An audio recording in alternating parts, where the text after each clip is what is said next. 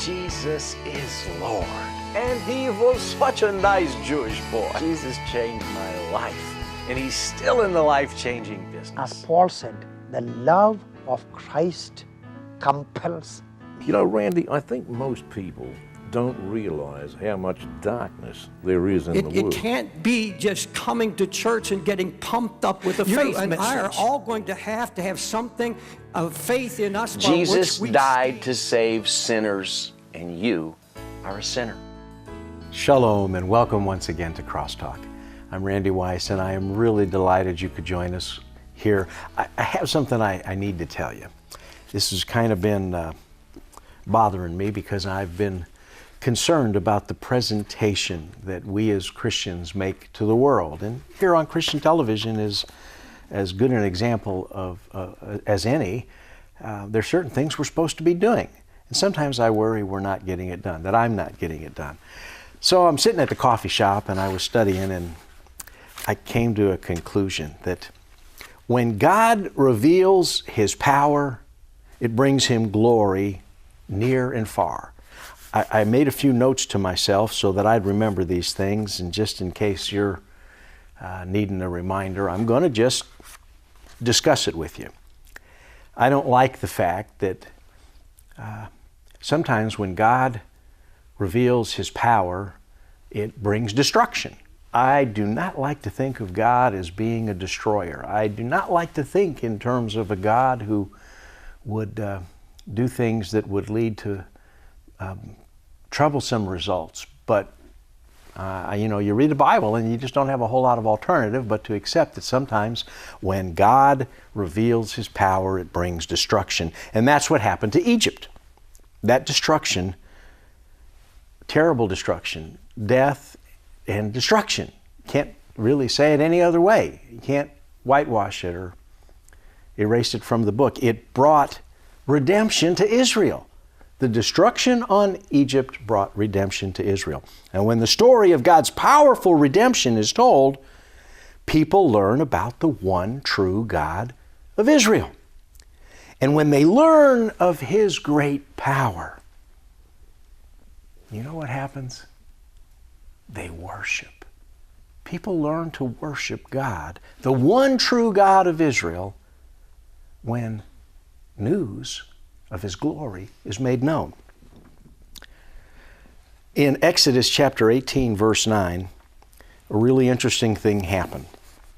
Moses told his father-in-law, Jethro, about the events that had occurred in Egypt. And he spoke of the amazing power that God exhibited in Egypt. And God's grandeur was made known through the destruction that was poured out on the Egyptians. Now, the important thing to remember is that Jethro, the father-in-law of Moses, was a pagan priest. I mean, his gig was pointing people to false gods and worshiping false gods. That's what he did for a living. He honored false gods until he heard about the glorious account that Moses brought of Israel's deliverance as a result of the destruction that was poured out on Egypt. And in the Bible that I was reading, sitting at the coffee shop, when I made these notes to myself, the words that Jethro declared, and that was from the Holman Christian Standard Bible, I believe, Jethro declared, "Praise the Lord." I like that. I like that. He announced his great pleasure in the success of Moses' mission and the power of God, and I will quote from that Bible, "who rescued you from Pharaoh and the power of the Egyptians. Now I know that Yahweh is greater than all gods, because He did wonders when the Egyptians acted arrogantly against Israel."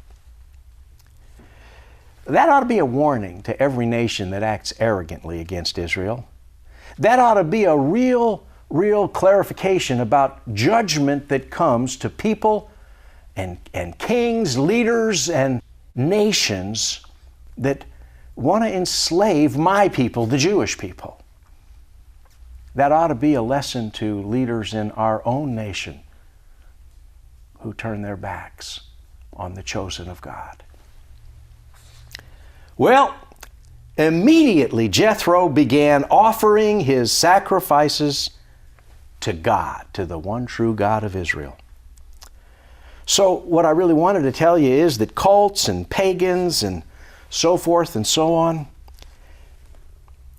they simply need to hear the testimony of the power of God, and they too can be turned to know the one true God of Israel.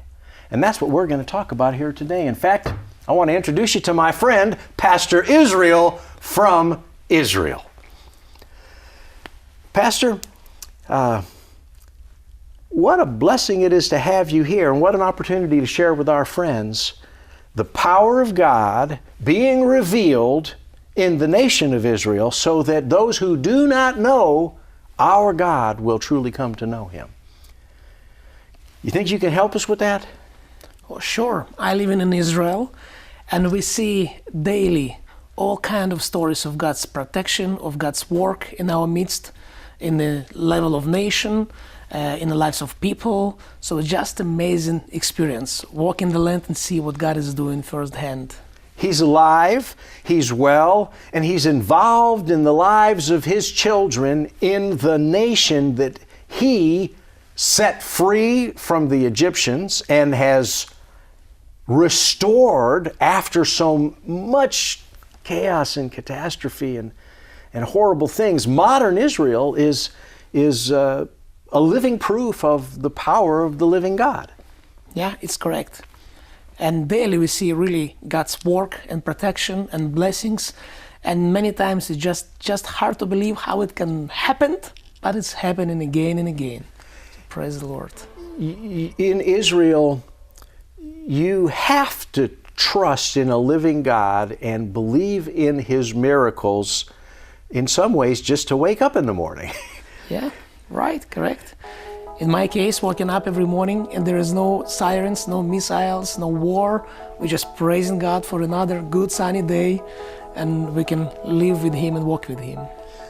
Well, I know that the story that you're going to share with our audience of how you as a Jewish man came to faith, and how you as a leader among Jewish believers in Jesus, our audiences are interested in what's going on in Israel.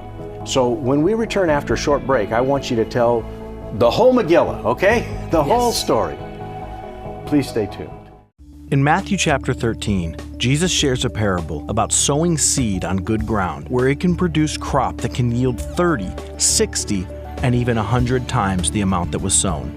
As stewards of what God entrusts us with, we're responsible to sow into good ground that produces a good crop.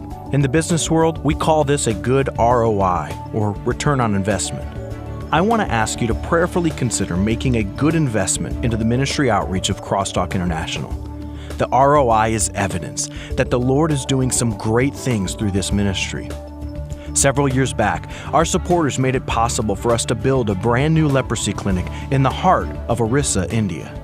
Every single month, CrossTalk provides all of the food and medicine that is needed for that ongoing clinic, serving dozens of leper patients.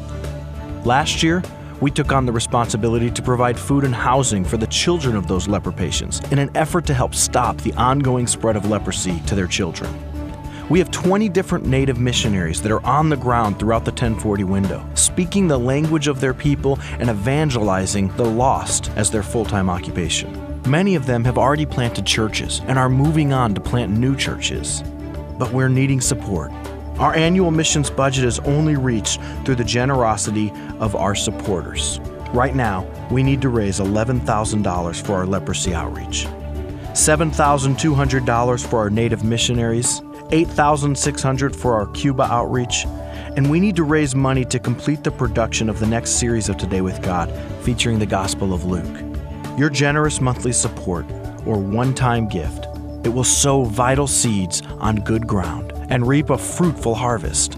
thank you for your consideration to invest in the ministry outreach of CrossTalk International. All checks and gifts should be made payable to CrossTalk Missions.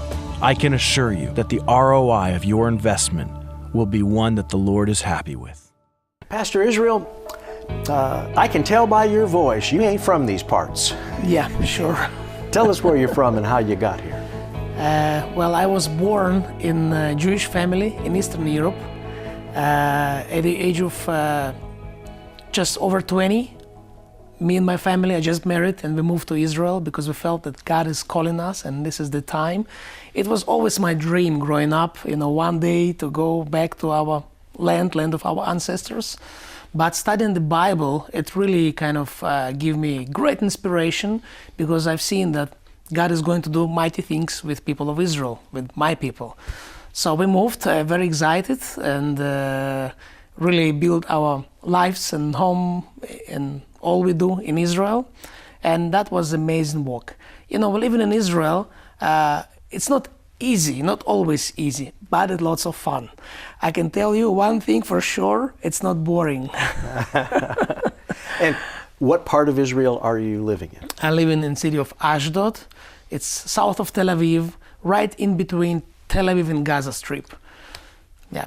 Ashdod is about as close as you need to be to Gaza. Right.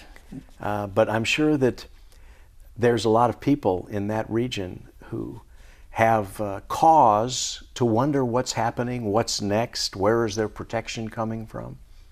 Yes. In my city, we have different cities and different kind of experiences people have. In my city, most of the people, they are fearing God, Jewish people. In Israel, we have mixed cities when Jews and Arabs live together, Christians and Muslims, majority would be Muslims and Jews. But then we also have only Jewish city or only Arabic city. Ashdod, it's a 100% Jewish city. There is no other religions, there is no other prayer houses. It's just a nice, family-oriented, safe city. And how do they relate to you as a Jewish believer in Yeshua? Well, it's challenging. I used to live in Tel Aviv and then got calls from Tel Aviv to move to Ashdod. And that was challenging. We have different response. And first of all, in my city, because we are only Hebrew-speaking congregation in my city, that was big kind of huge experience, and people were just shocked. Like, what? There are some Jewish people who believe in Yeshua, Jesus, and they are in our city now? And some people were curious and just wanted to know more about that. Some people were, like a religious community, didn't like us at all, and we come through riots and demonstrations and articles, and even came to the point when the Orthodox community promised to close down our congregation, and they put my pictures with my wife, with my home address all over the city. So sometimes I've been walking in the city like a movie star. Everybody see your face. and I would guess that some people in the community were offended by that behavior, and some probably supported it and thought, yeah, get out of here. Yeah, the funny thing is, most of the people, they never thought that do such a thing, it's illegal. And they needed to learn hard way, because we work with lawyers, and Israel is a country of law and order. Yes. But some time when something happening at your place, people just lost the perspective, and they forgot that it is free country, and it is legal to practice different faith, and certainly faith in Yeshua. But also I found lots of support, especially of my neighbors. And I was really touched. Some of them really pretty religious people who pray every morning and every night. They would come to me and said, Israel, we're not sharing your ideas about Messiah, but we hate what they do to you. So we've been seeing both. Now, eventually, living in the land, we know our first or one of the important role to be light. So of course, we never curse, we only bless and only pray for those who try to offend us. And it worked. It's really worked. And people have been watching us and watching how we respond when we're attacked and speak badly because of our faith.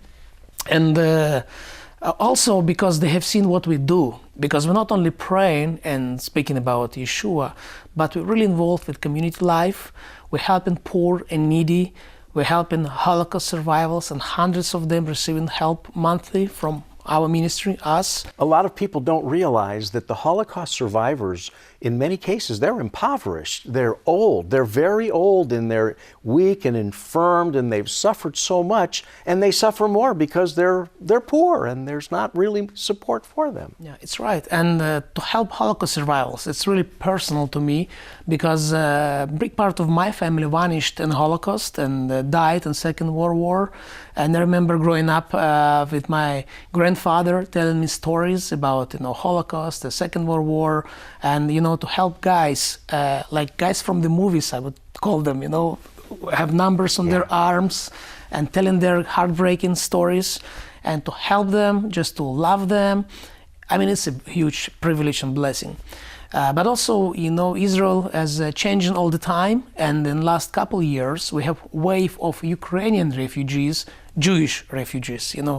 Refugees can run to any country, but in Israel receive only Jewish refugees. So we are blessed to see new people, young families, young professionals and lawyers and doctors who running to the land for their life. And again, we're just helping them unconditionally, just loving them and sharing with them about God of Israel. And one of the main message of ours is that prophets, Jewish prophets of the Bible, prophesied about their move from northern country to Israel. And you should have seen their faces. They love it. They really love to think they not just run from troubles, but it's part of divine plan of God for their lives. And it's just amazing. So be a blessing, be hands of help and mercy, really change our city and changing our city. And lately, years after different type of persecutions and problems, our influence in city grown, and people love us. We have nice conversations, and one of them with the head of Holocaust survivors community, when he said, some groups of people came who hate you and tried to convince us not to work with you. And we told them, no, they're our friends, we respect you, but also we're going to work with them because they just love us and they don't nothing from us, they just help us. So it's really changed many people's lives. And lately, we just had some articles, we bought the building for congregation, and again, articles criticizing us was posted, and I was following the response. It was internet article, so you can also write your response. And I was amazed to see how things are changed in our city.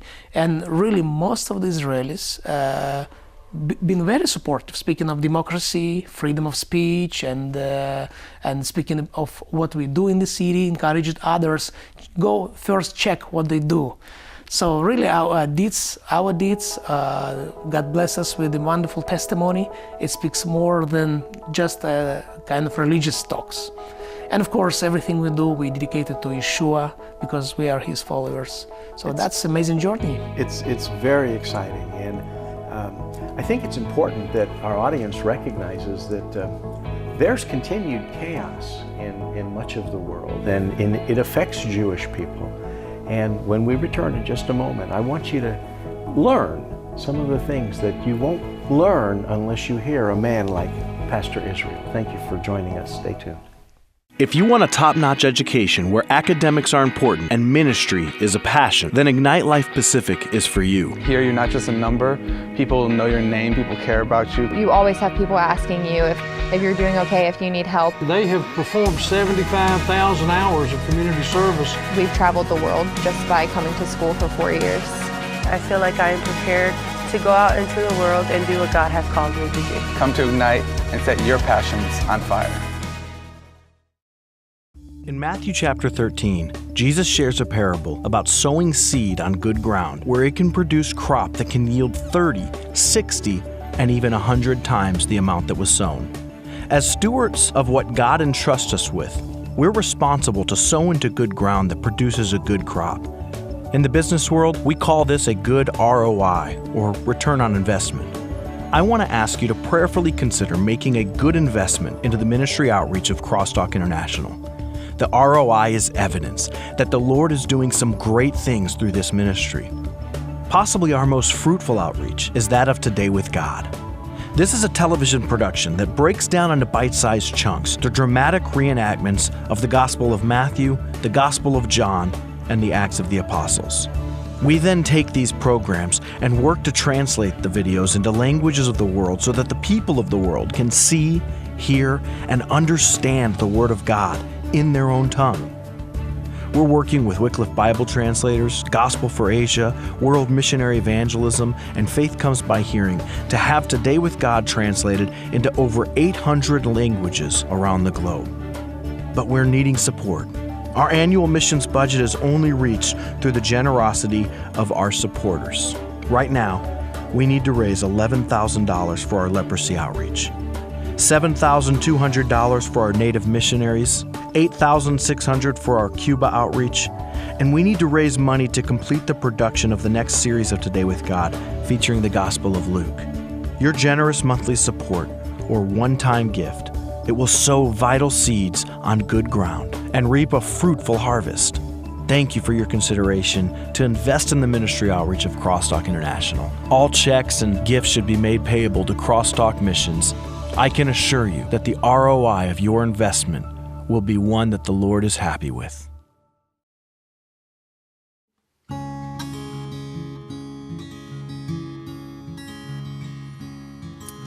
Sheeru La Adonoy, Sheeru La Adonoy, Sheeru La Adonoy, Shir Chadash. Sheeru La Adonoy, Sheeru La Adonoy, Sheeru La Adonoy, Kol Haaretz. Sheeru La Adonoy, Sheeru La Adonoy, Sheeru La Adonoy, Baruch Hu Shemo.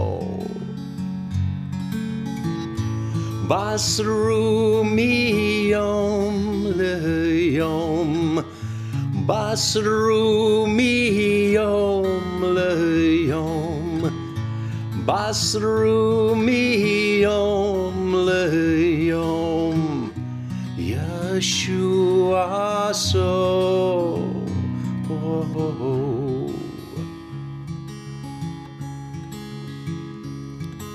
Sing unto the Lord, sing unto the Lord, sing unto the Lord a new song.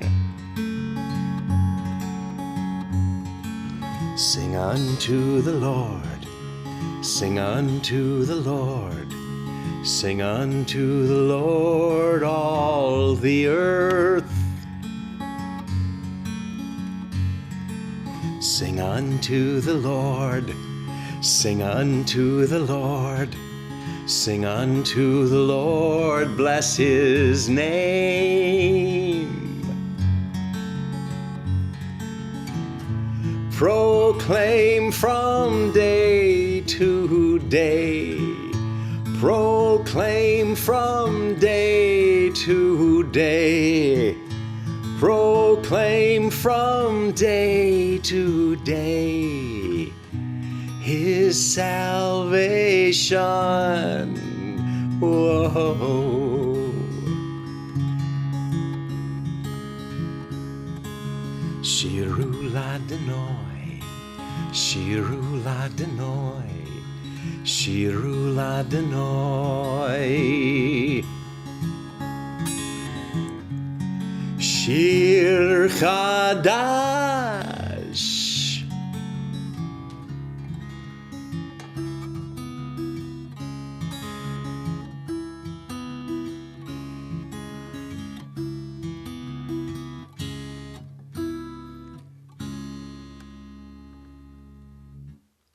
Do what you can for Israel's sake. Welcome back to CrossTalk. We're visiting with Pastor Israel. I want you to think about something. When we opened this program, I I was talking to you about chaos and destruction and bad things that happened. And a lot of people were hurt, and a lot of uncomfortable things occurred. But God used these things to bring deliverance to His people, to Israel. And bad things are still happening. We're not hearing so much about it, but even in the Ukraine, bad things are still happening. God is using these things to fulfill prophecy and bring His children to Israel. Brother, help us understand these things. Yeah, that's amazing. Especially, we we can see what God is doing in a few ways.